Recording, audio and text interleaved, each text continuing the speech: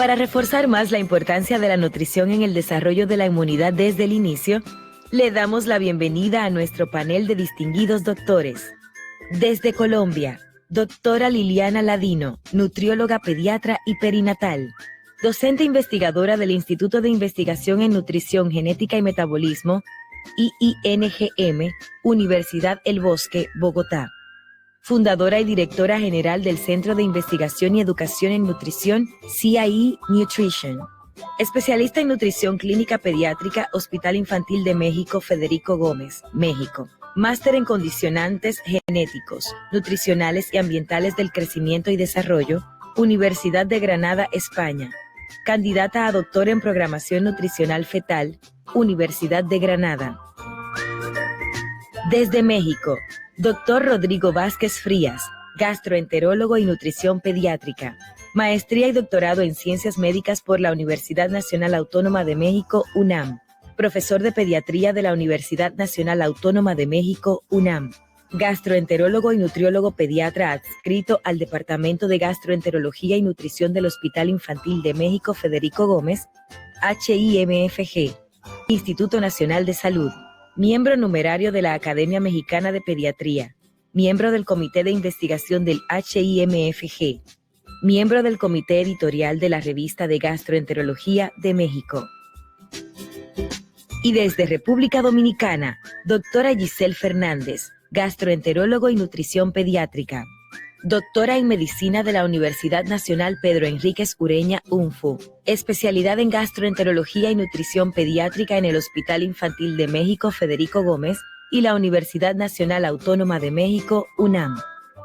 Curso de posgrado de alta especialidad en endoscopía digestiva y respiratoria pediátrica en el Centro Médico 20 de Noviembre y la Universidad Nacional Autónoma de México, UNAM. Directora del capítulo de Gastroenterología y Nutrición Pediátrica de la Sociedad Dominicana de Gastroenterología. Miembro activo de la Sociedad Latinoamericana de Gastroenterología, Hepatología y Nutrición Pediátrica. Médico adscrito al Departamento de Gastroenterología y Nutrición Pediátrica del Hospital Infantil Dr. Robert Reed Cabral y del Hospital General Plaza de la Salud.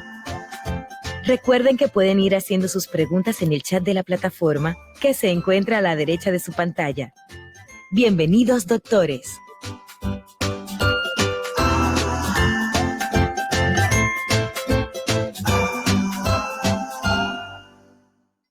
Muy buenas noches, sean todos bienvenidos a este encuentro conversatorio, gracias a Arla Fuchs y Mejía Alcalá, sobre cómo reforzar la inmunidad. De verdad que estamos muy agradecidos por la invitación y porque todos estén juntos esta noche para conversar junto con nosotros sobre los datos más importantes de cómo reforzar la inmunidad desde el inicio. Bienvenidos sean todos. Y ya comenzando con la inmunidad desde el inicio y cómo reforzarla, quiero empezar hablando de lo más importante para iniciar una buena inmunidad, que es comenzar con un buen chequeo prenatal, un buen embarazo programado y una lactancia materna. La lactancia materna, más que cualquier vitamina o suplemento, es realmente la receta original de donde salen todos los ingredientes que tienen las fórmulas infantiles para aquellos niños que lamentablemente no pueden recibir la leche materna. Por lo cual esta noche vamos a compartir con ustedes cómo podemos reforzar la inmunidad desde el inicio, precisamente comenzando con lo mejor, con lo más ideal. Como todos ven, la leche humana es completa y tiene todo lo necesario para cubrir las necesidades de nuestros niños, incluyendo uno de sus mayores componentes, que son los ácidos grasos. Sin embargo, no todos los niños, cuando los ácidos grasos vienen en las fórmulas infantiles, tienen la manera correcta de tener una buena absorción y digestión. En el caso de los lactantes, la digestión de los ácidos grasos comienza a nivel de la lipasa gástrica en el estómago, a la cual le corresponde un 10%. Luego pasa a páncreas e intestino, donde las sales biliares y la lipasa pancreática modificada, fosfolipasa A2 para niños a término, que va a digerir los ácidos grasos en ciertas posiciones, es quien se encarga del 20 al 40% de esa digestión. ¿A qué me refiero con SN1 y SN3? Pues no es más que los ácidos grasos que pertenecen al ácido palmítico en las dos posiciones alfa, porque ustedes saben que los triglicéridos tienen tres componentes principales o tres posiciones. Entonces, lo que tiene que ver con la absorción de estas posiciones tiene que ver básicamente a nivel intestinal con la lipasa pancreática. Y luego al final, la forma en la que podamos absorber o digerir estos ácidos grasos nos va a dar como resultado una mejor absorción del calcio y de todas las vitaminas liposolubles y de los ácidos grasos, con mejoría en la tolerancia de las fórmulas y también con mejoría en la digestión finalmente. Si se dan cuenta, los pretérminos generalmente, a pesar de que sea leche humana, tienen un menor % de coeficiente de absorción de grasa con respecto a los niños a término. Y cuando estamos hablando de fórmulas, pues, por supuesto, la absorción de los ácidos grasos y la digestión disminuye aún más. Esto depende de ciertas mezclas de ácidos grasos y de los componentes que tengan las fórmulas infantiles. ¿Alguna vez se han preguntado qué hace que los bebés alimentados a leche materna produzcan evacuaciones más suaves? Pues les cuento. Hoy les voy a comentar y a introducir lo que es el SN2 beta-palmitato, que es un componente en la posición beta del ácido palmítico que tiene que ver con esta digestión de los ácidos grasos mejor, hecha de una mejor forma cuando compone parte de la mezcla de ácidos grasos en las fórmulas infantiles, y también tiene que ver con la mejor absorción de calcio para que no se formen jabones o productos precipitados en el intestino que nos lleven a evacuaciones más duras, que es lo que usualmente puede pasar con la mayoría de las fórmulas, porque contienen ácido palmítico que están en la posición SN1 o SN3, que es lo que se llama las posiciones alfa. Los ácidos grasos son el 50% de la energía de la leche humana y el ácido palmítico comprende el 20 al 25%. Sin embargo, en la leche humana tenemos en un 70% en la posición beta, que es lo que se llama el SN2 beta-palmitato, lo cual ya les dije que mejora muchísimo la absorción gastrointestinal, mejora el sistema nervioso central, mejora la inmunidad y también evita la precipitación del calcio, la constipación y el disconfort gastrointestinal. ¿Cuáles son las funciones de este beta-palmitato? Pues básicamente aquí les muestro. El metabolismo de los ácidos grasos va a mejorar, por lo cual vamos a mejorar también nuestro sistema inmune, vamos a absorber mejor calcio, vamos a mejorar la matriz o la densidad ósea y vamos a promover los efectos maravillosos de una maravillosa microbiota que va a mejorar nuestro sistema inmune.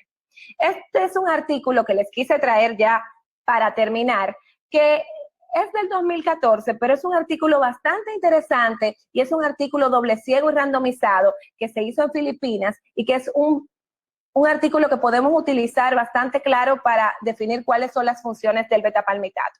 Se hizo en abril del 2009 a septiembre del 2009 durante 8 semanas con un número de pacientes de 369, y si se pueden dar cuenta aquí, teníamos una fórmula control y 3 fórmulas que contenían beta-palmitato, además de fructooligosacáridos.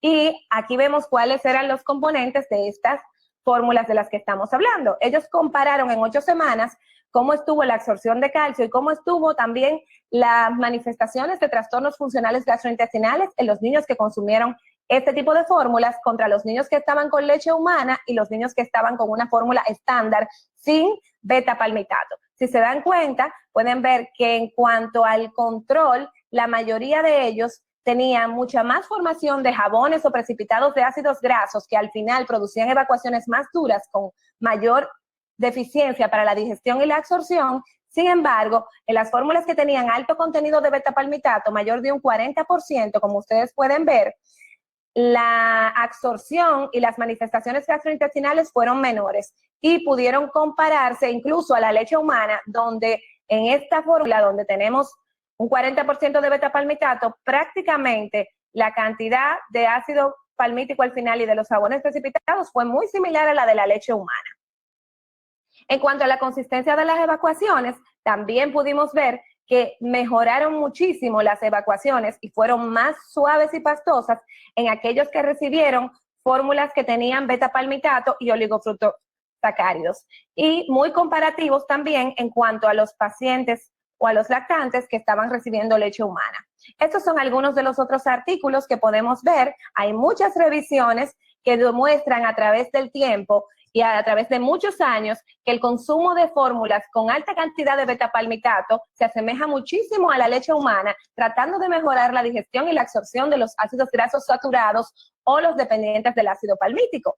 Esta es una revisión, un metaanálisis que incluyó algunos artículos también recientes y se analizaron algunos artículos de eso. Si se dan cuenta, podemos ver al final que la mayoría mejoró su frecuencia en evacuaciones y mejoró, por supuesto, su absorción de calcio y su mineralización ósea. Este es otro estudio donde vimos que en la mayoría de las densitometrías y los ultrasonidos óseos hubo mucha mejoría en aquellos que estaban recibiendo leche humana, que por supuesto tiene este componente en alto grado, y también los que estuvieron recibiendo fórmulas enriquecidas con el SN2 beta-palmitato. Al final, les quiero resumir que lo más importante de este ácido graso es que mejora las funciones metabólicas, aumenta la toma de energía o mejora los requerimientos calóricos de nuestros lactantes, mejora el efecto del metabolismo de los ácidos grasos, al final con una mejor absorción de calcio y una formación de una matriz ósea, y de paso también va a disminuir la cantidad de llanto y va a mejorar el sueño, por lo cual nuestros trastornos gastrointestinales van a mejorar. Se ha determinado también, para terminar, que hay un efecto posible también a través del microbioma, por lo cual podría tener muy buen efecto también en la inmunomodulación. Sin embargo, yo no me quiero quedar con esta información sola, porque tenemos que seguir investigando cuáles son los otros ingredientes que podría tener la leche humana y las fórmulas infantiles que tratan de asemejarse para reforzar esta inmunidad desde el inicio y mejorar la función de estos ácidos grasos saturados. De tal manera que quiero invitar a mis colegas de Colombia y de México, los gastroenterólogos y nutriólogos pediatras, el doctor Rodrigo Vázquez y Liliana Ladino, a que compartan conmigo en este momento para que continuemos discutiendo y conversando con ustedes cuál es la importancia de reforzar la inmunidad desde el inicio con leche materna o con una fórmula que esté completamente garantizada con todos los ingredientes necesarios. Los voy a invitar a participar y a ustedes desde ya les digo que pueden ir anotando y haciendo todas sus preguntas porque al final vamos a tener una interacción y las vamos a contestar. Adelante, Liliana y Rodrigo. Bueno, para mí un honor compartir con ustedes este momento. Son realmente dos maestros de Latinoamérica y realmente me siento muy honrada de poder compartir con ustedes este conversatorio sobre cómo reforzar la inmunidad. Les quiero dar paso para que inicien una interacción en la cual vamos a tener la presentación de ciertos ingredientes que son sumamente importantes para mejorar la inmunidad. Muchas gracias, Giselle. Muchas gracias por la cálida invitación y presentación. También muchas gracias a Arla Foods por permitirnos estar acá con ustedes esta noche y darnos este espacio y poderlos acompañar hasta República Dominicana y Panamá. Es realmente un gusto para mí estar acá. Bueno, ¿qué les parece si aprovechando la oportunidad de estos dos maestros comenzamos con una primera pregunta que a mí me surge, ¿no? ¿Cuál es la importancia de las proteínas en el sistema inmunológico? Bueno, es muy importante lo que mencionas, Giselle, y lo que preguntas, porque ustedes ven una gráfica hermosísima de un artículo publicado recientemente, y es que la verdad es que la leche materna es cambiante. Su composición es muy variable, incluso en la misma madre. Específicamente se ha dicho que dependiendo de la edad de la madre, el contenido de proteína puede ser diferente. Y si nos basamos en este gold estándar, sabemos que no solamente la proteína, sino que la concentración de lípidos puede ser diferente en la mañana, en la tarde, en la noche, en la misma tetada, por decirlo así, al principio, al final. Y asimismo es importante reconocer que considerando esta parte de la leche materna, este contenido de proteína en la leche materna como gold estándar, este contenido de proteína evoluciona de acuerdo al crecimiento infantil. Es decir, la concentración de proteína de la leche materna va variando o va cambiando dependiendo de la edad del niño. Y por eso es que incluso en los prematuros, si nos ponemos a pensar, el contenido de la proteína de la leche materna es incluso diferente. Las proteínas son el tercer sólido más importante de la leche materna y tienen un papel fundamental, sobre todo en el sistema inmunológico. Y ustedes tienen una segunda imagen donde se les muestra todo este ciclo o estas interleucinas y demás. Y la verdad es que hay 3 proteínas especiales, hay muchísimas. Y toda esta parte del alfa-lactalbúmina, que llega a representar hasta una 4ª parte de las proteínas totales de la leche materna, nos permite saber que es una fuente rica de aminoácidos que son totalmente indispensables. Y que a su vez también tienen actividades antimicrobianas. Entonces ahí están empezando a modular el sistema inmunológico. También, si ustedes recuerdan, también está la lactoferrina, que también adicional a que tiene propiedades antimicrobianas, modula las respuestas inmunes innata y adaptativa. Y esto es coordinado con todas las citocinas que ustedes ven ahí y actúan adicionalmente como un agente antiinflamatorio o pueden también actuar incluso como un agente proinflamatorio. Entonces, ¿qué han hecho las asociaciones científicas? Y hay algo muy importante que nosotros tenemos que considerar, y es que la mayoría de las sociedades científicas que nos rigen y que alimentan al Códex Alimentario, lo que hacen es que la composición de la leche materna es como tal la base para el desarrollo de cualquier preparado o cualquier fórmula infantil, en cuanto a su contenido de macronutrientes, micronutrientes y compuestos vectores. Y algo muy importante que no les mencioné previamente es otra de esas proteínas que es la inmunoglobulina A secretora. Y eso está presente en abundancia total en la mucosa intestinal y asimismo protege al epitelio de agresiones que puedan llegar a ser tóxicas. Esta inmunoglobulina sabemos que bloquea patógenos mediante el reconocimiento de todas esas uniones de receptores y tiene un efecto directo sobre las bacterias. Entonces, cuando nosotros miramos en la composición de esto, es importantísimo tener claro que, como ustedes ven ahí, más o menos el 20% de las proteínas, de esos 900 miligramos que aparecen ahí reportados por cada decilitro, por cada 100 mililitros, el 20%, es alrededor de unos 180 a 200 miligramos, son de caseína, es decir, un 20%. Y si ustedes observan, ese otro 80% viene compuesto por lo mismo, por alfa-lactalbúmina, lactoferrina, inmunoglobulina A. Y todas estas ejercen ese papel en modular esa respuesta inmunológica. Y es por eso tan importante su papel en el sistema inmunológico. Y hay un punto muy importante, Giselle, que aunque parecería de pronto como aparte del sistema inmunológico y que está muy relacionado, y es toda la parte del metabolismo y toda la parte del sistema intestinal también, ¿no? Y algo interesantísimo es tener en cuenta que como la proteína va cambiando a medida que el niño va aumentando en edad y va teniendo otra edad, alrededor de los 6 meses, cuando inicia ese proceso de alimentación complementaria, conjunto a esos nutrientes que son importantísimos, que ustedes los ven ahí, como hierro, zinc, calcio, vitamina A y folatos, tiene que haber un contenido adecuado, obviamente, de proteínas. Esto también es importante porque va conjunto con la alimentación complementaria y por eso esos mismos preparados comerciales o las mismas fórmulas también llegan a jugar un papel como alimento complementario. Entonces, de esa manera, hay muchos estudios. El doctor Bertolt Polesto ha hecho bastante y nos ha dado una infinidad, digamos, de resultados de varios estudios de corte que se han realizado, ensayos clínicos y demás, en el cual se muestra cómo esas proteínas llegan incluso a intervenir o a programar al niño para la ganancia de peso y a su vez también para condicionar enfermedades crónicas no transmisibles a largo plazo, ¿no? Y sabemos que, como tú bien lo mencionaste, todo comienza desde una programación adecuada, desde programar un embarazo adecuado, y sabemos que indudablemente todo lo que empieza a pasar en el útero repercute o dura hasta el término de la vida, ¿no? Entonces es por eso importantísimo considerar que tanto sistema inmunológico y sistema intestinal están muy relacionados y que a su vez es lo que van a proporcionar una adecuada salud, no solamente intestinal, sino sobre todo inmune al organismo. Perfecto, Liliana, muchísimas gracias. Para aquellos que piensan que las proteínas simplemente son para tener músculos, ¿verdad? Sí tienen una muy gran importancia en el sistema inmunológico y de eso me surge otra pregunta. ¿Cuál es la importancia del DHA en el sistema inmunológico? Y creo que el doctor Rodrigo Vázquez me va a responder. Hola Giselle, muchísimas gracias por la invitación. Saludos a todos los que nos están oyendo. Pues sí, en efecto, creo que el conocimiento que tenemos acerca del DHA y todo lo que son los ácidos grasos de cadena larga, los LC-PUFAs, no es nada nuevo el saber que cumplen con funciones sumamente importantes en nuestro cuerpo. Nada más para ponernos en perspectiva, recordar que esto no es un conocimiento nuevo, el hecho de que los LC-PUFAs o todas estas cuestiones del ácido araquidónico, del DHA, participen en el sistema inmunológico.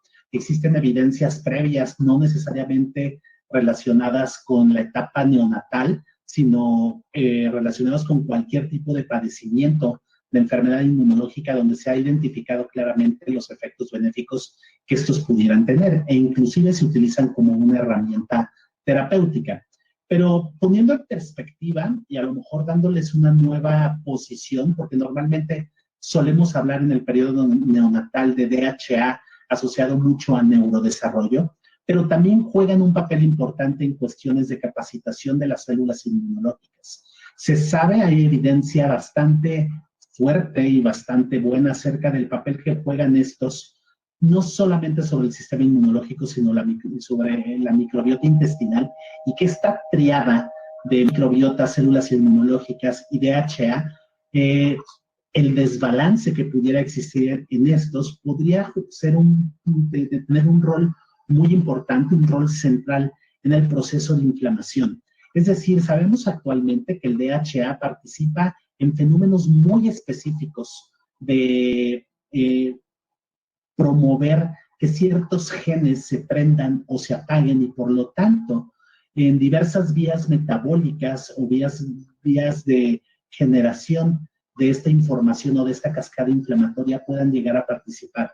Es decir, este DHA es sumamente importante para cuestiones de activación y de regulación de varios de los procesos inflamatorios. Por lo tanto, el tener una cantidad adecuada de DHA con una funcionalidad adecuada de ese sistema inmunológico es sumamente importante para tener efectos benéficos sobre protección de órganos, modulación del dolor, remodelación tisular e inclusive de la defensa del propio huésped.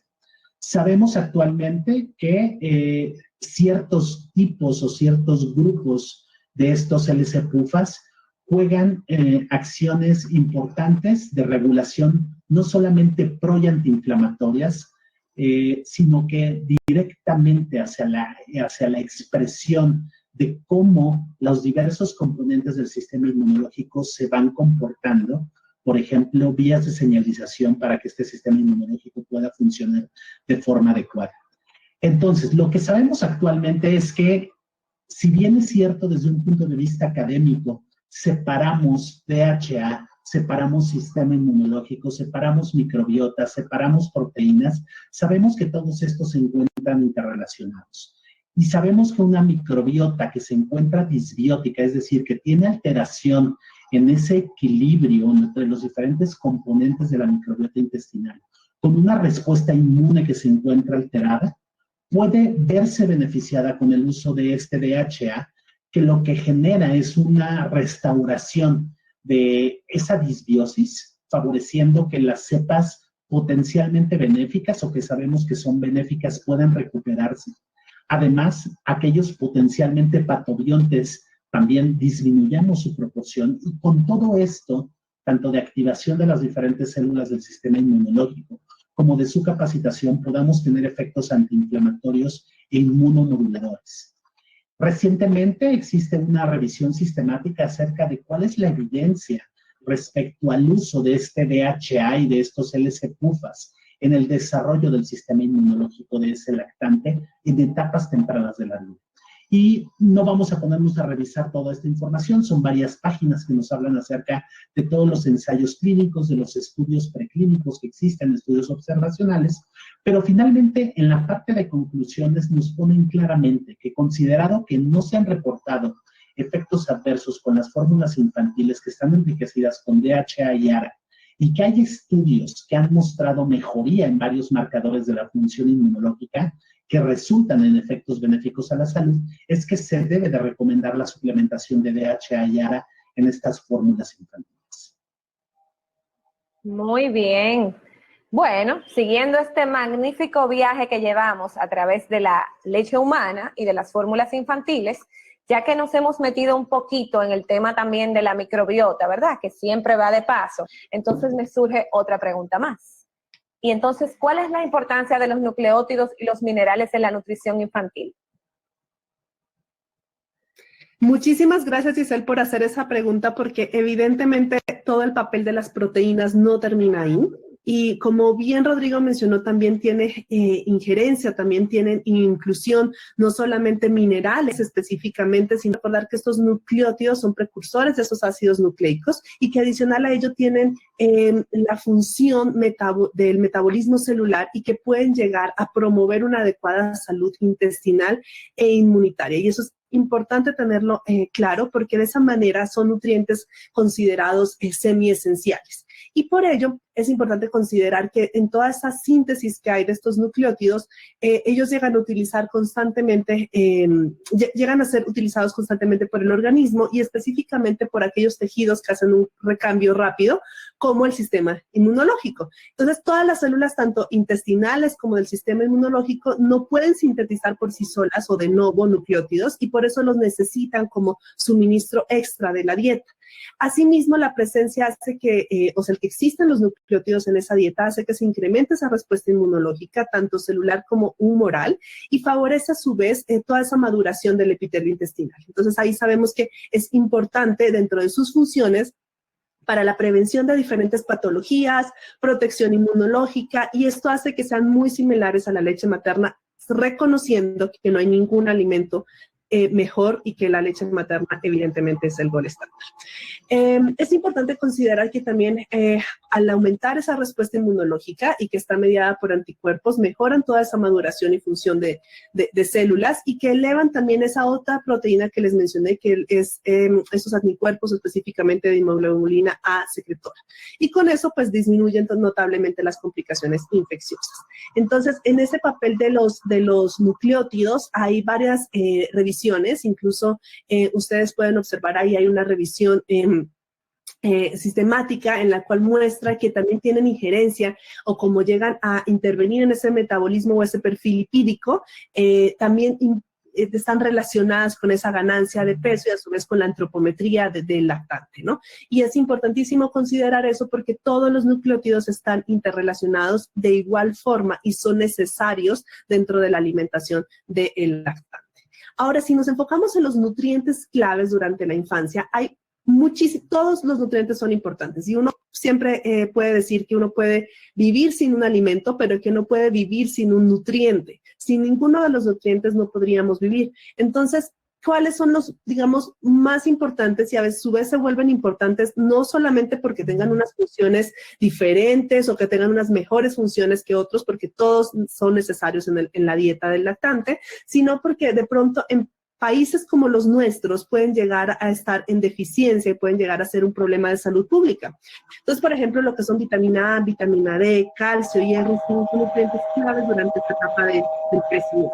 Y si ustedes observan en esta gráfica, es importante saber que cuando la dieta es pobre, cuando la dieta está limitada o tiene deficiencias, compromete la función inmunológica. Y a su vez eso hace que se incremente ese riesgo de infecciones. Entonces, indudablemente los niños tienen que estar bien nutridos para tener un buen desarrollo y un buen crecimiento. Si ustedes observan esa gráfica de la UNICEF, que es hermosísima, fue publicada ya hace un par de años atrás, ustedes se van a dar cuenta que solamente el 16% de los niños en el mundo cumple con el mínimo de dieta aceptable. Y eso es importante considerarlo. ¿Por qué? Porque si nosotros nos enfocamos en qué es una dieta mínimamente aceptable, incluye una frecuencia de comidas adecuadas, incluye un mínimo de diversidad de la dieta por grupos de alimentos. Es decir, que lastimosamente nuestros niños no se están alimentando bien entre esa franja que fue medida entre los 6 y los 23 meses de edad. Y ahora, por último, si ustedes observan cuántos niños continúan con lactancia materna, hasta los 2 años de edad, solamente el 46% continúa recibiendo alguna cantidad o en algún momento leche materna. Entonces, es importantísimo tener claro eso porque considerando ello, y con esta parte termino de mostrarles como toda esa relación de estos nucleótidos que no son más que específicamente bases nitrogenadas, acompañadas de carbohidratos y acompañadas de fosfatos. Es importante tener claro que si esos nucleótidos y esos micronutrientes no están en condiciones adecuadas en la dieta, el estatus nutricional o el estado nutricional va a estar afectado y a su vez va a afectar la inmunidad. Si ustedes observan, esta gráfica fue tomada de un paper publicado hace un par de años también y es importantísimo porque es una relación bidireccional. Es importante saber que si no hay nutrientes adecuados, no hay un sistema inmunológico adecuado. Perfecto, muchísimas gracias, Liliana. Es una tristeza que nos recuerdes que nuestra tasa de leche materna está más o menos por debajo del 6%, hablo de República Dominicana, y que realmente necesitamos de fórmulas infantiles que estén bien enriquecidas, que contengan de todos estos ingredientes. Les quiero recordar que a todos aquellos que quieran hacer sus preguntas e intervenciones las pueden ir haciendo, que más tarde las vamos a responder. Y como que entonces ya así tan adentrados en estos temas de la inmunidad, hay otra pregunta que me surge a mí, que soy la única que pregunta en este momento. ¿Cuál es la importancia de la microbiota, probióticos y prebióticos en el sistema inmunológico entonces? Muchas gracias, Giselle. Pues sí, como lo habíamos comentado previamente, separamos todos estos conceptos desde el punto de vista académico, pero hay que recordar que todo esto está interrelacionado. Los macronutrimentos, los micronutrimentos juegan un papel importante de interrelación con la propia microbiota, con la capacitación del sistema inmunológico, con el entrenamiento de este sistema inmunológico, pero también favoreciendo que estamos comiendo y muchos de los efectos benéficos que se pueden observar específicamente en el sistema inmunológico. Es decir, si esto lo llevamos en el contexto de ese niño recién nacido que está recibiendo el alimento de su mamá a través de la leche materna, es el contenido de la leche materna o lo que tiene esta leche materna lo que hace que se pueda producir o que se favorezca una adecuada microbiota. Recordar rápidamente, la microbiota es todo el colectivo de microorganismos que tenemos en nuestro tubo digestivo y que mientras más de forma distal estamos de la boca, mayor densidad se encuentran de los diferentes grupos bacterianos, pero que esta microbiota intestinal cumple muchas funciones que recientemente estamos aprendiendo a identificar, dentro de las cuales tenemos funciones protectoras, funciones metabólicas y funciones estructurales. Pero quizá una de las que más ha tomado o nos ha sorprendido, ha roto paradigmas en las 2 últimas décadas, tiene que ver con el efecto que guarda esta microbiota sobre el sistema inmunológico.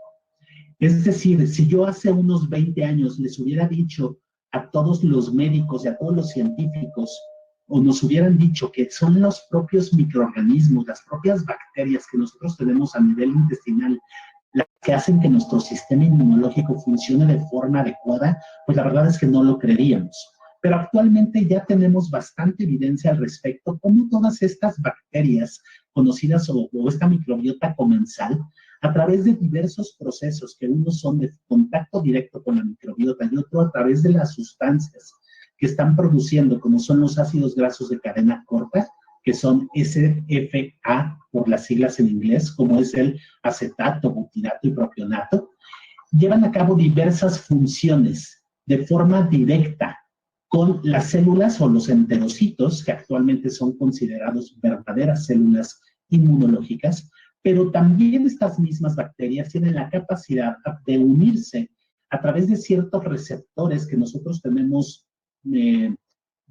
genéticamente programados, y que el resultado de todas estas uniones directamente de las bacterias con las diversas células inmunológicas hacen que se lleve a cabo un proceso de inducción de tolerancia y procesos inmunológicos o de capacitación del sistema inmunológico. ¿Qué quiere decir todo esto? Que si yo consumo o hago que tenga las mejores bacterias o tenga el mejor tipo de microbiota, mi sistema inmunológico se va a capacitar de forma adecuada. Si esto lo llevamos a los primeros 1500 días, nos queda perfectamente claro entender el por qué es tan importante hacer que los niños en estas primeras semanas de edad extrauterina o de vida extrauterina puedan tener la mejor microbiota, porque son los momentos claves en los cuales se está capacitando y estamos enseñando, estamos entrenando a ese sistema inmunológico.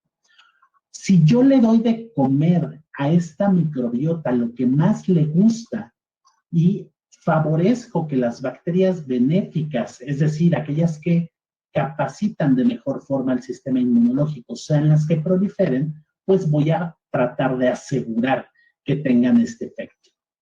Ahora bien, no solamente es importante el tipo de bacterias o el tipo de microbiota que tenemos, sino también lo que están secretando esta microbiota. Y actualmente hablamos de lo que se conoce como el metaboloma.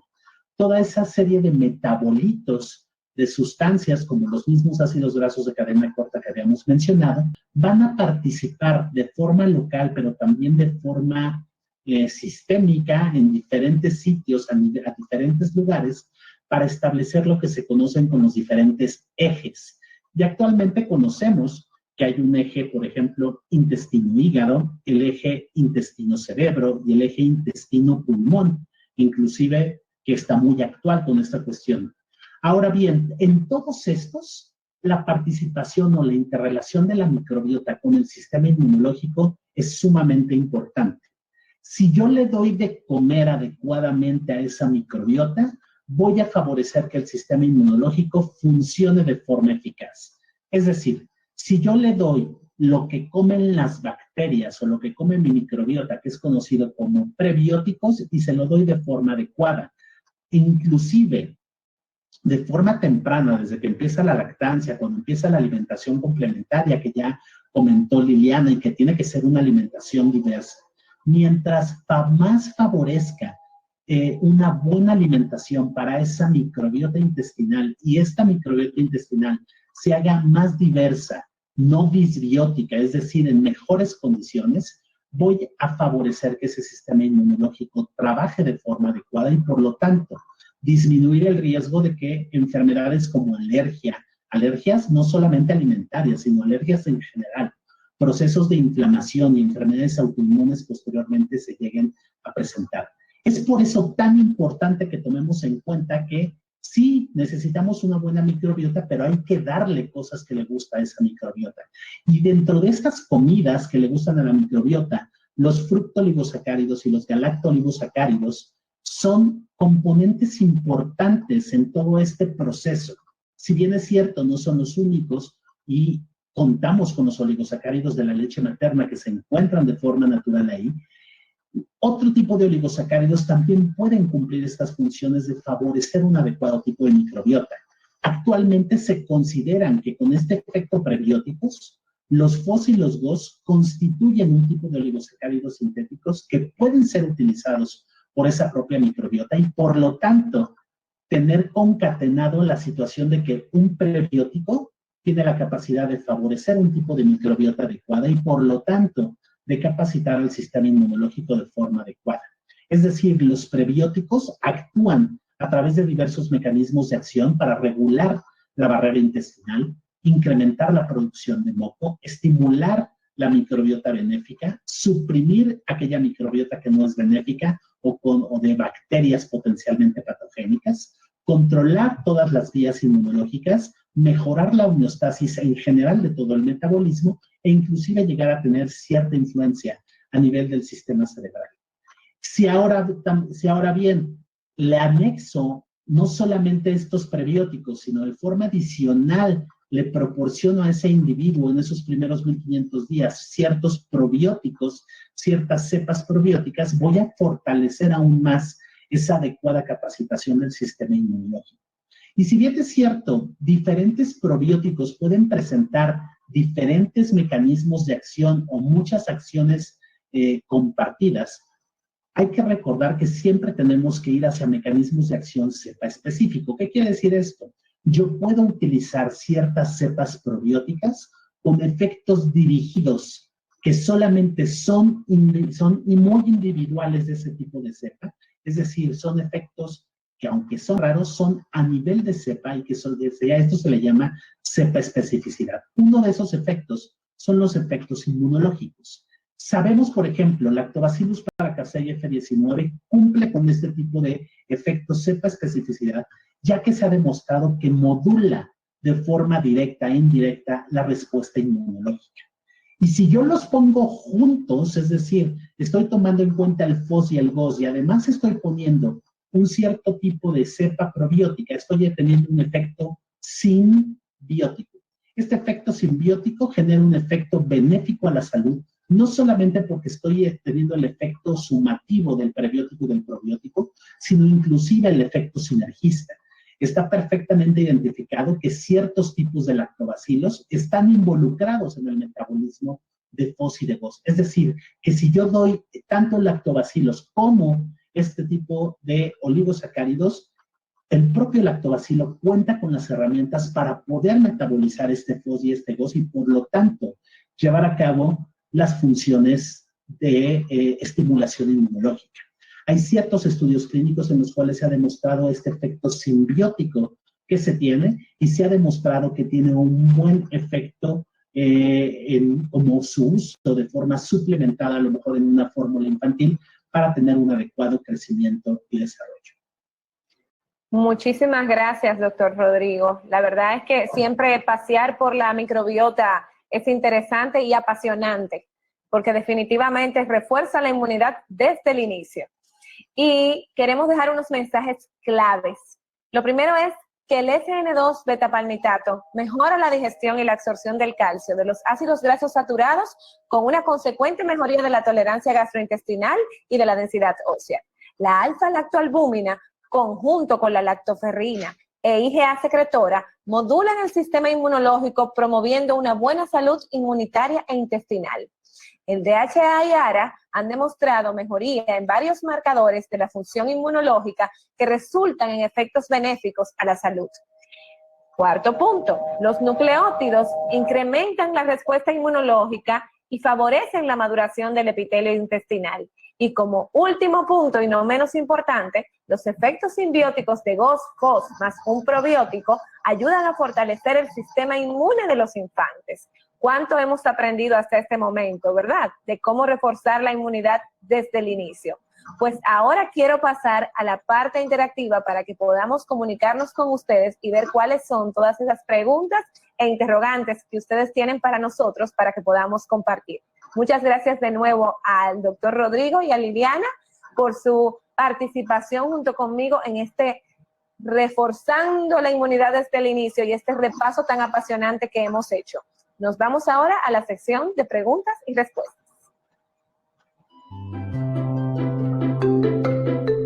Gracias, doctora Ladino, doctor Vázquez Frías y doctora Fernández por sus excelentes intervenciones. Ahora continuamos con la sesión de preguntas y respuestas, en la cual vamos a estar contestando las preguntas que hemos ido recibiendo a través del chat.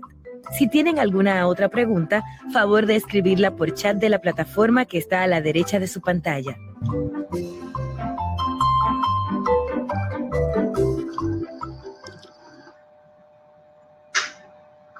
Muy bien. Hola de nuevo, aquí estamos otra vez y vamos a comenzar precisamente con la sesión de preguntas y respuestas. Tenemos unas cuantas preguntas, entiendo que vamos a contestar probablemente algunas los tres y otras quizás uno solo. La primera pregunta es, entiendo que es para mí, pero también obviamente ustedes pueden participar, que cuáles son los beneficios del beta-palmitato en las evacuaciones. Como hace un momento estuve mencionando, el beta-palmitato funciona perfectamente como un colaborador en la posición en la que está ese ácido graso para mejorar la absorción de los ácidos grasos saturados. Estamos hablando de los ácidos grasos saturados y mejora la absorción de calcio, por tanto, porque a nivel intestinal, la lipasa pancreática junto a las sales biliares son las que se encargan de digerir los ácidos grasos. Cuando está el beta-palmitato, él favorece que haya una digestibilidad mejor. Esa es algo que tiene la leche humana que hace que incluso los prematuros mejoren su absorción porque tienen más cantidad de beta-palmitato. Cuando se absorben mejor los ácidos grasos, también se absorbe mejor la cantidad de calcio y se elimina menos calcio a través de las evacuaciones. Había otra pregunta que decía que ¿qué otros minerales se pueden facilitar en absorción con el beta-palmitato? El calcio, todas las vitaminas liposolubles mejoran su absorción también, y la mayoría de los minerales que se absorben también a nivel de duodeno y de segunda porción intestinal también se favorecen cuando tenemos una buena cantidad de beta-palmitato, en este caso hablando de las fórmulas infantiles. No sé si ustedes quieran agregar algo más. Sí, yo creo importante, Giselle, es que recuerden que todos los nutrientes son importantes y todos los nutrientes van a interactuar entre sí. Entonces es importante tener una adecuada alimentación balanceada desde el inicio, desde siempre, pero enfocándonos en esta etapa, desde el inicio de la alimentación complementaria, desde los 6 meses, y que no solamente como hasta los 2 años de edad, sino incluso hasta la etapa preescolar. Esa primera infancia es definitiva y decisiva para mejorar o programar la alimentación y el estado de salud de los niños en edades futuras. Entonces, no solamente se trata de un nutriente, de unos nutrientes específicos, sino de todos los nutrientes. Como yo les decía en la presentación, uno puede prescindir de un alimento en la dieta y no pasa nada, pero uno no puede prescindir de ningún nutriente. Okay. Perfecto. Doctor Vázquez. Creo que está apagado su micrófono, doctor. Ya, es que lo había apagado otra vez. Sí, no, nada más adicionar que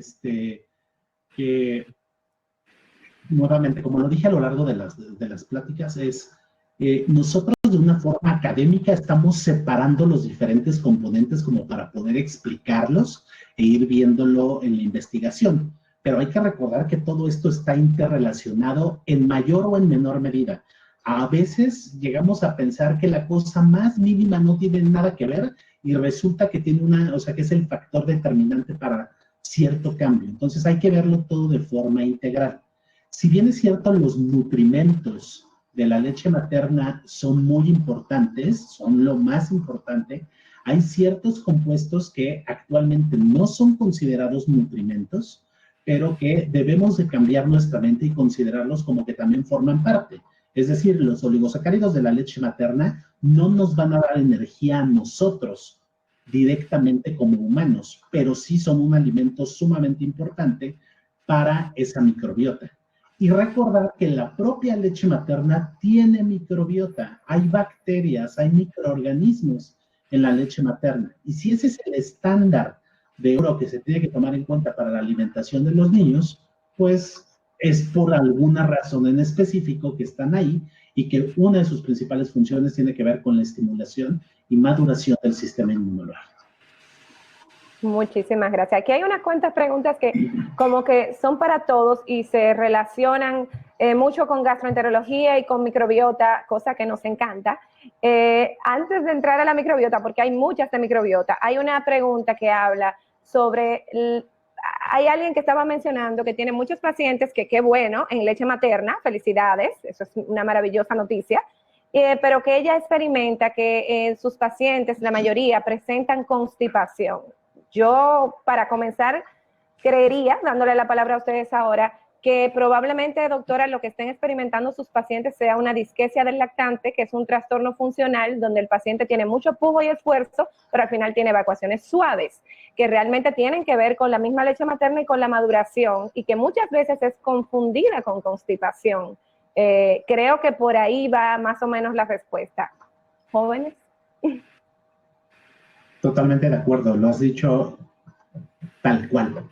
Creo que hay una mal o sobrediagnóstico de un falso estreñimiento en los primeros meses de vida, que corresponde más a esta cuestión de disquesia que muy bien lo mencionas, y que es importante que aprendamos y que sepamos identificar esta disquesia, porque es frecuente que nos lleguen lactantes pequeñitos que están ya tratados con laxantes cuando no deberían de recibir ningún tratamiento. La disquesia es simplemente esa incoordinación funcional de todos los músculos y todos los nervios y todos los procesos para el evento evacuatorio. Y que eso se va a ir adquiriendo con el paso del tiempo, simplemente. Ahora bien, es muy importante identificar un verdadero estreñimiento, es decir, esas evacuaciones duras que causan problema y malestar al salir, ese niño que está pujando mucho, pero que sale una evacuación dura, que casi siempre les digo, podrían aventarla a una ventana y romper ese vidrio. Bueno, eso sí es un verdadero estreñimiento y eso es una urgencia.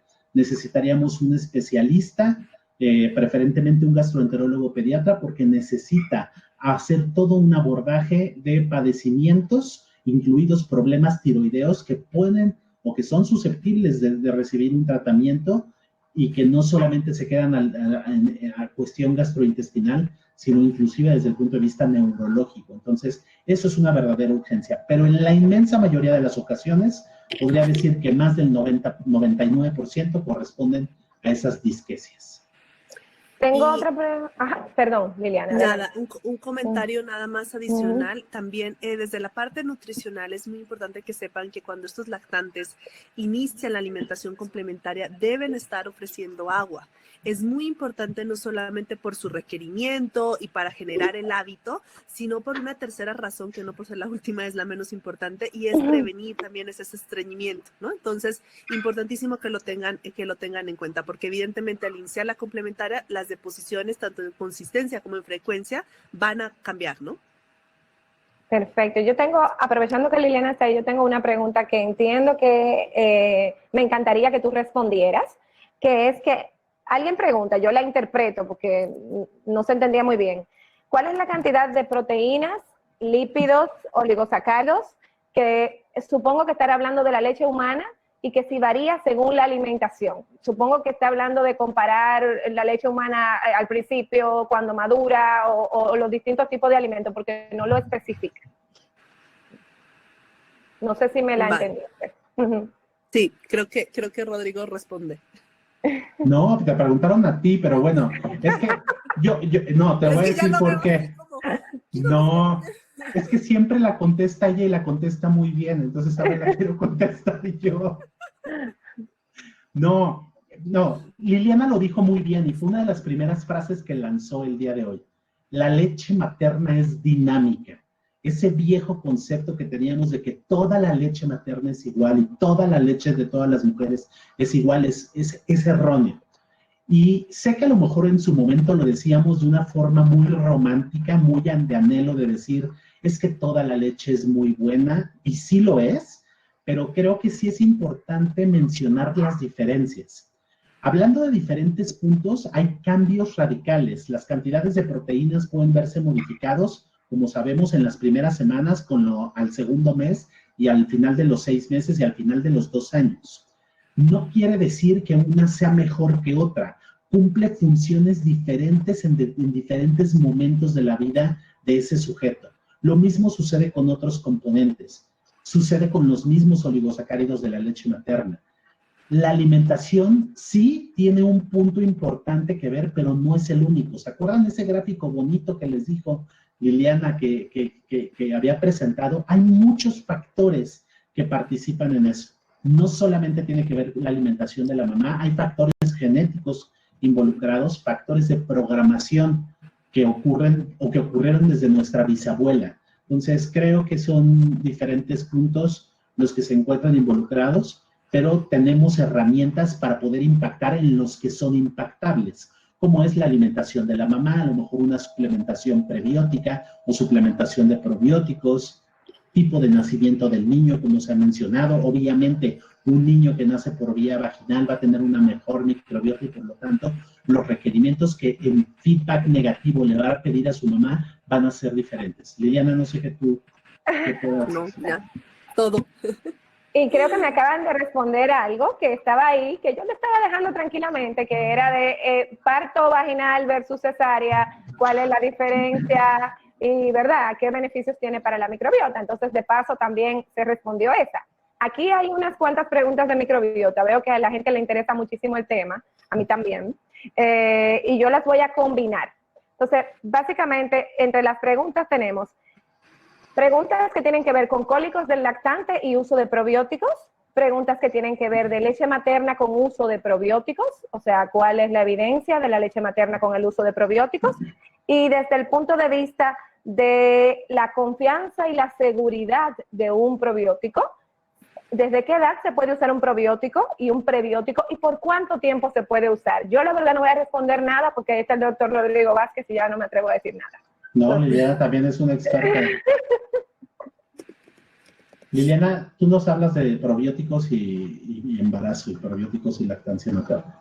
Va. ¿Voy o vas tú? Ah, pues es que pensé que ibas a empezar tú, pero a ver, empiezo yo primero, si quieres. Sí, recordar, la leche materna tiene prebióticos y tiene probióticos. Eso es algo que nos tiene que quedar muy claro. La leche materna tiene microorganismos vivos que en el 99.99% van a generar un efecto benéfico para la microbiota de ese recién nacido o en el establecimiento de la microbiota de ese recién nacido.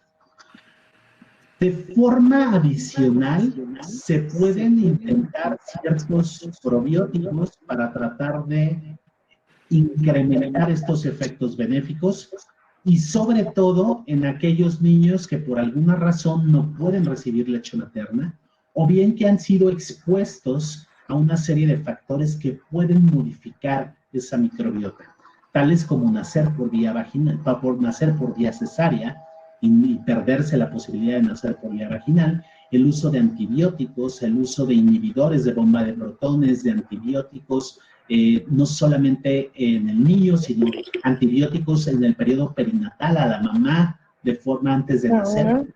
Todos esos niños se pueden ver beneficiados con el uso de probióticos. La seguridad es inmensa, son productos considerados prácticamente, o sea, en la inmensa mayoría de las ocasiones, dependiendo de los órganos reguladores de tipo GRAS, es decir, que son productos vistos como seguros, pero eso depende de los tipos de cepas, pero prácticamente todas las cepas que tienen estudios y que están disponibles en el mercado han seguido estas pautas y son considerados seguros. Hay estudios que muestran que se han utilizado en pacientes pretérmino, inclusive menores de 1000 gramos, entonces pretérminos de muy temprano, entonces yo creo que con seguridad se pueden utilizar. ¿Para qué se pueden utilizar? Para muchas cosas. La evidencia a lo mejor todavía no es muy contundente y necesitamos todavía más, pero dado que no tiene efectos adversos y en lo que se está generando esta evidencia, la invitación es a utilizarlos de forma racional y pensada hacia qué beneficio queremos llegar.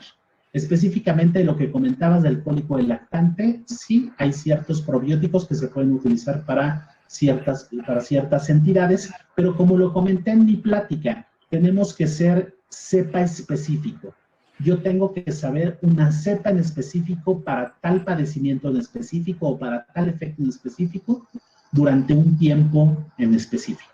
Yo sé que suena mucho esto de específico, pero así es. Entonces, hay ciertas cepas que están indicadas para ciertos padecimientos. Como decimos en República Dominicana, no todo sirve para todo. Exacto.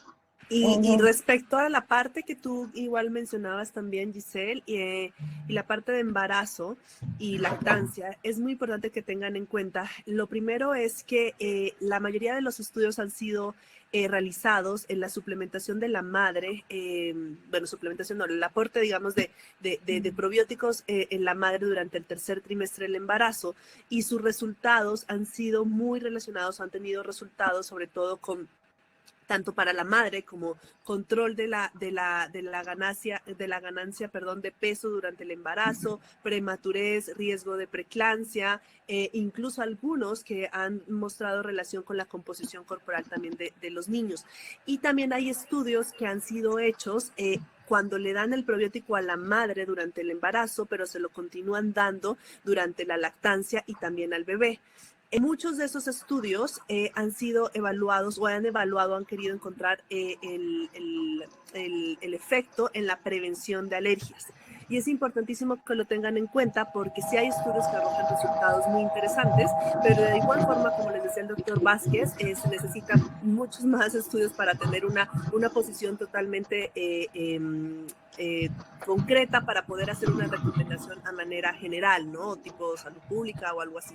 Entonces todavía falta ese tipo de evidencia. La mayoría de ellos en madres y sin embarazo están enfocados en lactobacilos, y también una recomendación que obviamente para mí como nutricionista siempre va a primar los alimentos y las fuentes de origen natural, es por ejemplo un yogur durante el embarazo, ¿no? Entonces todo ese tipo, la ingesta de esos yogur durante el embarazo ayudan y también son una fuente, digamos, de estos probióticos, pero en lactancia y demás, mucho está relacionado o los estudios que yo conozco del aporte durante el embarazo, que le continúan dando a la madre durante la lactancia, o incluso que le cambian al bebé y le empiezan a dar al bebé el mismo probiótico durante sus primeros meses de vida. Y aprovechando que estamos en el terreno de la parte perinatal y de los neonatos, hay una pregunta que está muy interesante sobre en las unidades de cuidados intensivos. ¿Cuáles son los probióticos recomendados? ¿Cuáles tienen evidencia? ¿Cuáles son seguros para un neonato? Aprovechando que estamos ahí, ya si estamos hablando de un lactante con una condición, obviamente, que no es un recién nacido sano. Está apagado el micrófono. Es que lo apago para que no se oiga ruido. En el periodo perinatal, específicamente en el caso de los pretérminos y para la prevención de enterocolitis necrosante, se han utilizado diversas cepas. Entonces, perdón si soy muy repetitivo, pero eso nos tiene que quedar muy claro. Yo tengo que entender para qué quiero utilizar determinada cepa específica, determinada cepa probiótica. El problema en los estudios en pretérminos y en neonatos es que a pesar de que hay muchos estudios, se han hecho con diferentes cepas, de tal forma que no puedo conjuntar y hacer un buen metaanálisis de cepa por cepa, ¿vale? Entonces, no quiero decir que no funcionen, sino que no se ha generado la evidencia suficiente. ¿Cuáles son los que presentan los resultados más promisorios? Bueno, pues pareciera que el Limosil Lactobacillus reuteri de CM17938 es seguro y puede ser utilizado. Lactobacillus rhamnosus GG aparentemente es seguro, puede ser utilizado y puede tener cierto efecto preventivo. Saccharomyces boulardii pareciera que no tiene la mejor evidencia para el manejo o la prevención de enterocolitis necrosante, pero sí para la prevención de diarrea asociada a probióticos. Pero ojo, perdón, de diarrea asociada a antibióticos, pero ojo, hay ciertas cepas que en determinados niños, por ejemplo, cuando tienen un catéter venoso central, no deberían de utilizarse por el riesgo de colonización. Entonces, un paciente, digamos, grave, pues, ojo, a lo mejor el probiótico, la cepa probiótica no sería el mejor momento para utilizarlo. Entonces, no crean que estoy dándole vuelta a la respuesta, es no tenemos contundentemente la mejor cepa para decírtelo. Así como te lo podría decir para cólico en lactantes, sí, pues sin duda alguna el Limosil Lactobacillus reuteri es el que está claramente a una dosis de 1/10⁸, ¿no? Al día. Aquí puedo decirte varias cepas probióticas, pero la fuerza o la robustez con la recomendación todavía sigue siendo un poquito débil. Perfecto, yo creo que otra vez dicho en buen dominicano, mejor de ahí se daña. Okay. Está bastante claro. Hay otra pregunta, creo que tenemos muchos temas con la constipación. Alguien pregunta que, o sea, en el caso, entiendo que es una pregunta para los tres, en el caso de los pacientes que nosotros estamos viendo con alimentados a fórmula y a leche materna que presentan alteración en su patrón evacuatorio y los pediatras empiezan a utilizar laxantes, ¿qué alteración pueden producir el uso de estos laxantes en la microbiota? Es la pregunta. Yo creo que lo primero, antes de pasar a la parte de la microbiota, es de nuevo insistir en lo que dijimos hace un momento. Hay que diferenciar claramente si realmente es un trastorno funcional de disquesia o si es una constipación. Pudiera ser que utilizando y combinando fórmulas, si es una fórmula que tiene un alto grado de proteína y es una fórmula que no tiene una cantidad de ácidos grasos bien digeribles, pudiera pasar, o por una alergia a la proteína de la leche de vaca, que sí tengamos constipación a pesar de tener la leche materna, en esa combinación. Pero independientemente de eso, lo primero es que deberíamos diferenciar bien y hacer un real diagnóstico de constipación versus disquesia del lactante, que tiende mucho a confundirse. Los dejo ahí con la microbiota. Totalmente de acuerdo, Jess. No tenemos muy claro todavía qué efectos están haciendo los laxantes dentro de la microbiota.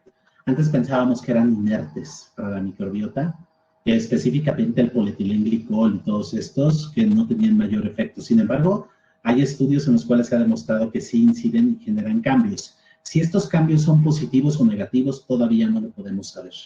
Pero seguramente yo creo que sí van a tener un efecto y probablemente, como en todo, en toda la medicina actualmente, estamos regresando a las bases y estamos regresando a la nutrición. De verdad, si tú quieres ver cuál es el presente y el futuro de la medicina, la nutrición. No hay otra. Tienes que sí o sí regresar a ese punto. Tal forma que, si bien es cierto, hasta ahorita un paciente verdaderamente estreñido va a requerir tratamiento con estos laxantes, pero sí tiene que ser acompañado necesariamente de un adecuado interrogatorio desde el punto de vista nutricional y modificación de estos aspectos, que es lo que nos va, yo creo que comentar ahorita Liliana. Perdón, simplemente lo mismo que les he mencionado previamente con el otro punto, tener claro que hay muchos conceptos básicos de puericultura y como decía Rodrigo, o sea, volver a la nutrición, pero volver también a la práctica o a los conceptos básicos del cuidado del bebé, de puericultura, de estar relacionado en toda esa parte de crecimiento y desarrollo. Y uno de los procesos que más se ve, sí, sobre todo en esa parte del lactante, tanto menor, mayor o hasta los 2 años de edad, podríamos llegar a pensarlo, es esa modificación de la alimentación, ¿no? Una cosa es que el niño venga con una leche materna, otra cosa es que el niño venga iniciando la alimentación complementaria y que que empecemos a adelantarnos a lo que va a suceder diciéndoles a las mamás eso. O sea, no se preocupe que el número de deposiciones va a cambiar, no se preocupe que la consistencia de las deposiciones va a cambiar, no se preocupe que el color de las deposiciones va a cambiar, el aspecto, ¿sí? El olor, o sea, porque las mamás primero ustedes se van a quitar un peso de encima con que una mamá les esté diciendo, miren esto y demás, y la mamá se va a entrenar en qué es normal para su bebé. Basado en eso, es importante que les sepamos decir, el niño está empezando a comer alimentos complementarios que van a tener fibra, idealmente tienen que tener fibra y tener una variedad de la alimentación que le permita tener esa modificación de sus heces, que es totalmente normal.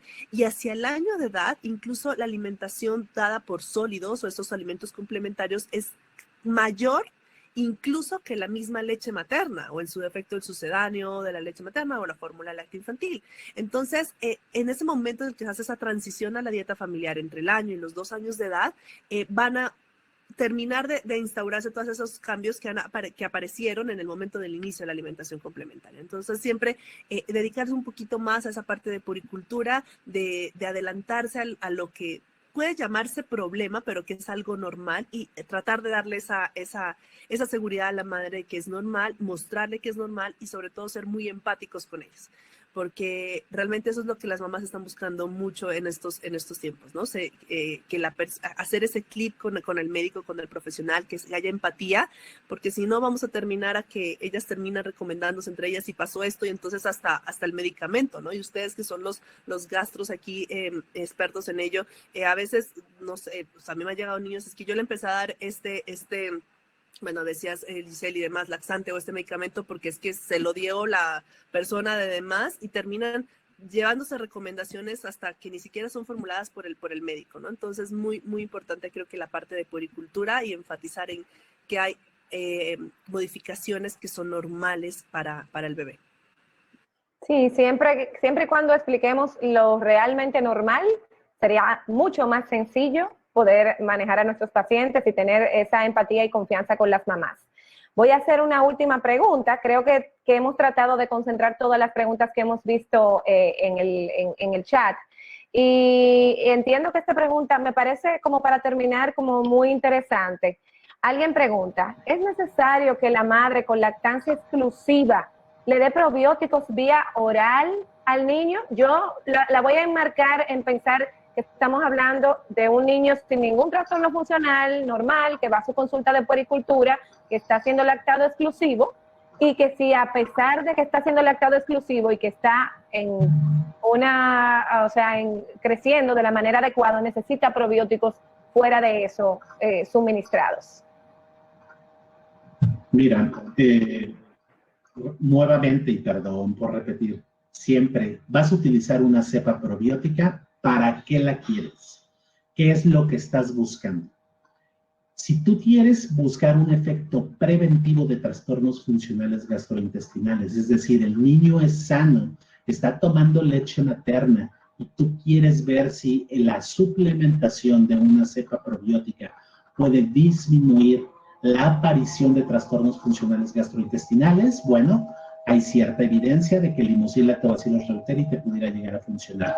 Si tú lo que quieres hacer es disminuir o mejorar las cuestiones del sistema inmunitario, hay ciertas cepas que lo pueden llegar a funcionar, como las habíamos comentado y como lo comenté con Lactobacillus paracasei. Es decir, se podrían llegar a utilizar, pero tienes que hacerte la pregunta de qué es lo que quieres obtener con esa suplementación.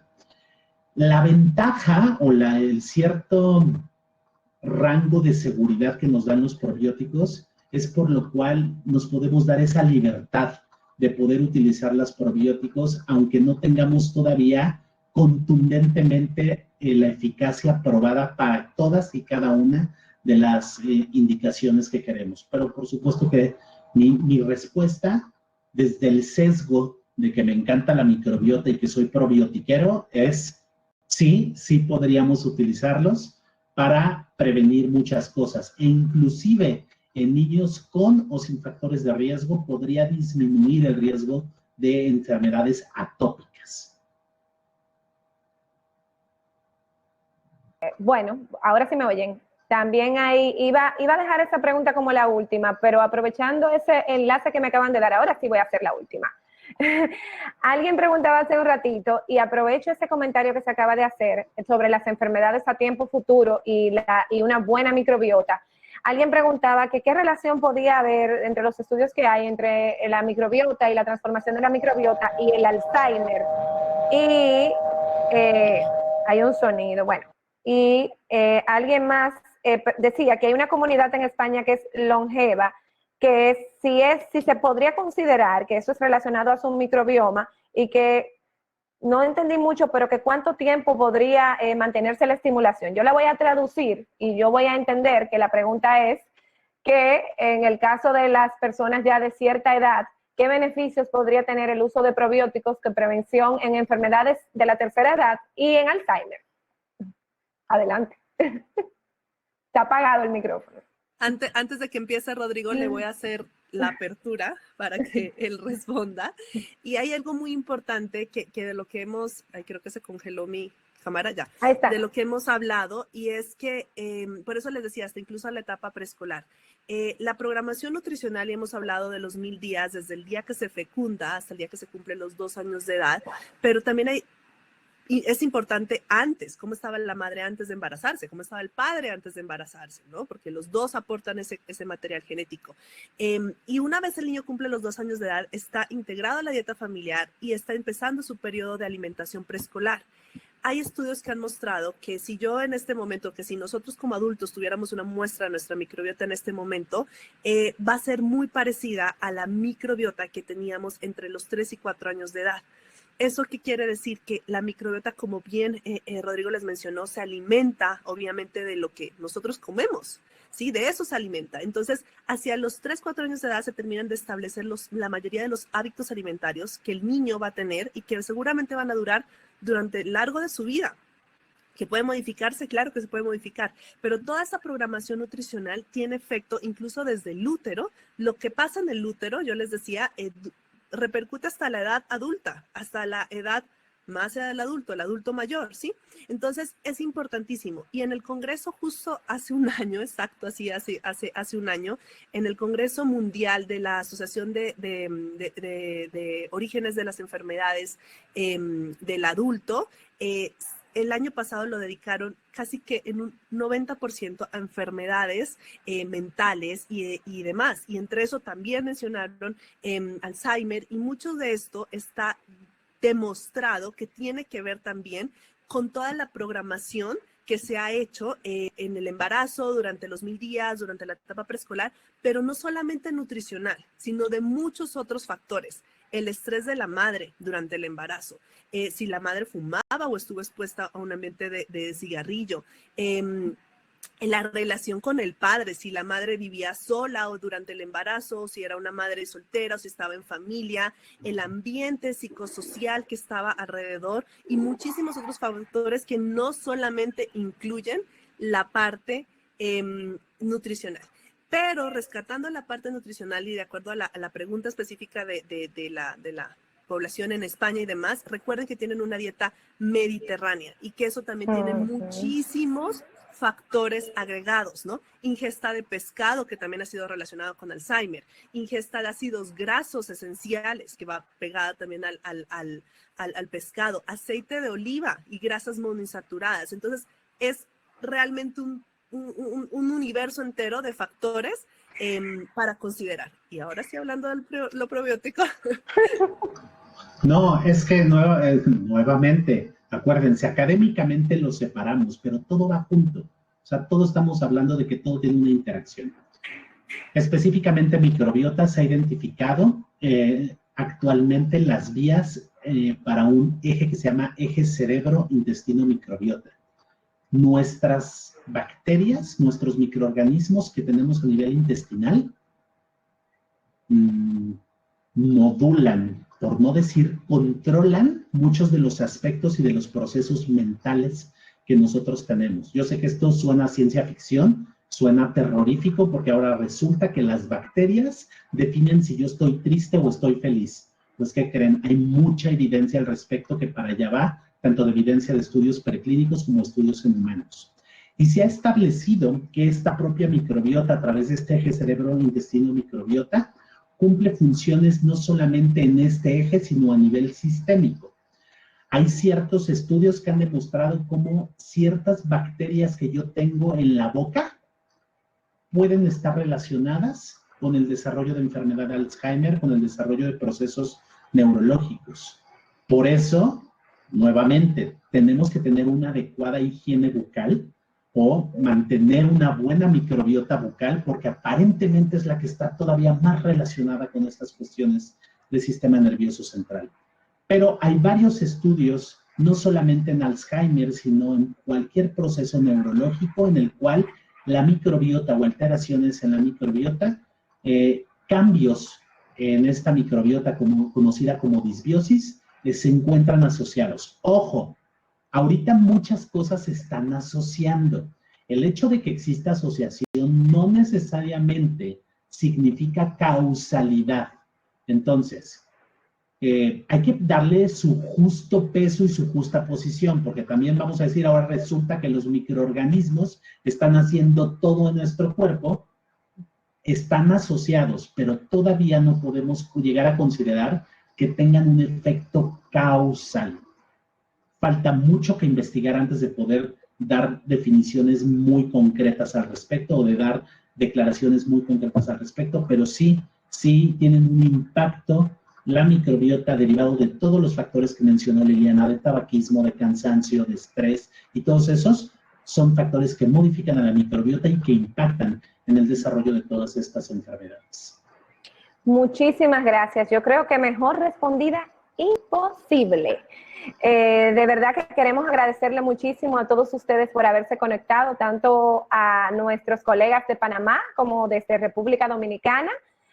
Había una pregunta sobre metaanálisis, todos presentamos metaanálisis, así que doctor, no le podemos decir cuál es el riesgo relativo de cuál metaanálisis. Lo que sí le podemos decir es que todos los estudios eran randomizados y doble ciego, o sea que eran de alta evidencia los que fueron presentados. Doctor Rodrigo y doctora Liliana, si se quieren despedir.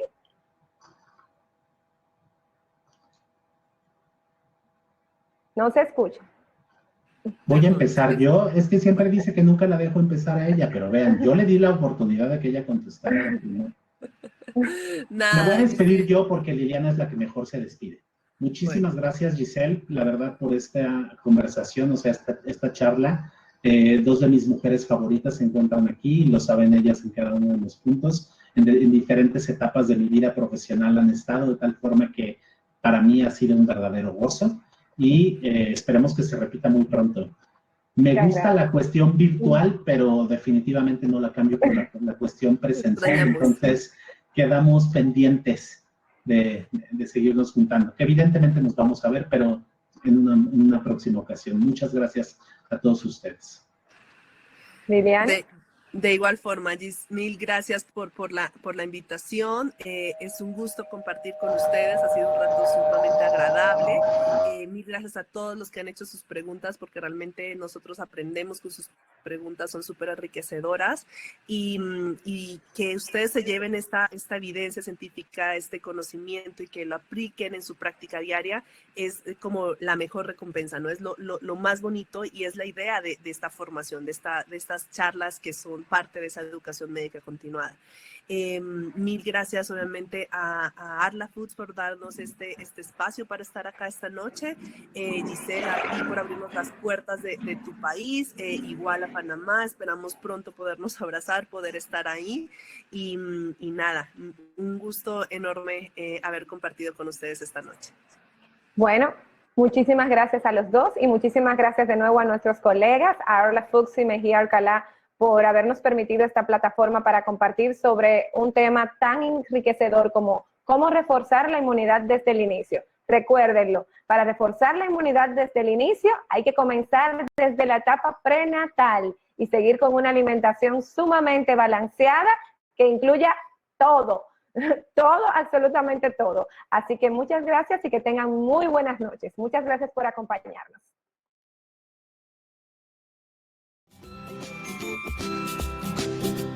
Muchísimas gracias a las respuestas dadas a sus preguntas. Nuevamente darles las gracias a nuestros expositores, doctora Ladino, doctor Vázquez Frías y doctora Fernández por sus interesantes aportes. Igualmente agradecemos a cada uno de ustedes por su asistencia y participación y también por el cuidado con que hacen grande la niñez dominicana y panameña. Muchas gracias y muy buenas noches.